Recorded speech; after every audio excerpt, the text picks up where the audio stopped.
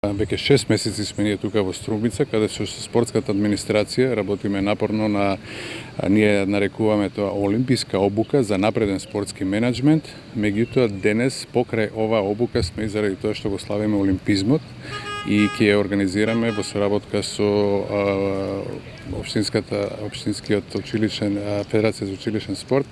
значи и општината Струмица. Значи со голема помош и поздрав до градоначалникот Коста Јаневски и со кој што имаме одлична комуникација, соработка и го славиме олимпизмот, олимпискиот ден за 2019 кој што се слави во 206 земји во светот, така да Струмица е дел од тие плюс 205 градови во светот во кои што се слави олимпизмот. Во однос на она што го рековте за обуката за напреден спортски менеджмент, би сакал да потенцираме една работа која што во наши услови се потценува, би рекол. Тоа е спортската администрација и бидејќи во светот секаде е присутен, тој би рекол каква еден непишан вид на закон, дури и повеќе од тоа би рекол, дека без врвна спортска администрација не е возможно да се постигне врвен спортски резултат. Тргнувајќи до овие моменти и во соработка со Меѓународниот олимписки комитет и меѓународните спортски федерации, ја започнавме пред неколку години оваа обука, ја стигнавме веќе до 9-та генерација. Би сакале да биде многу по-обемен бројот на пријавени, би рекол, кандидати и на многу повисоко ниво, би рекол, одлучувачки, пошто сепак ова е обука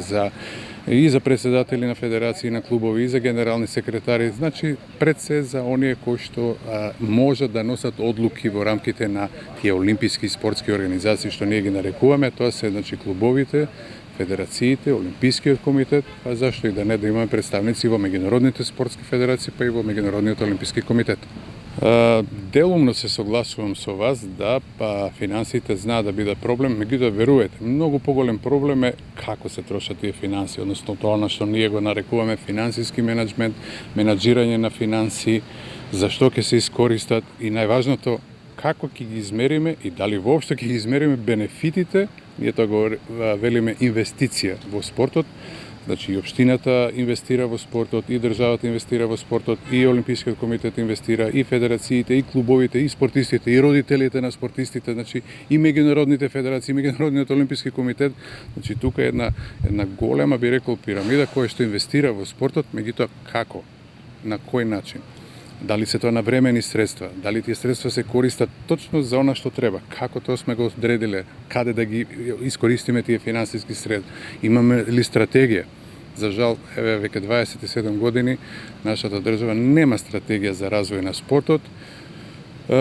Би рекол, имаше порано и програма за развој спорт, кој што нудеше какви такви некои моменти, меѓутоа и тоа го немаме сега.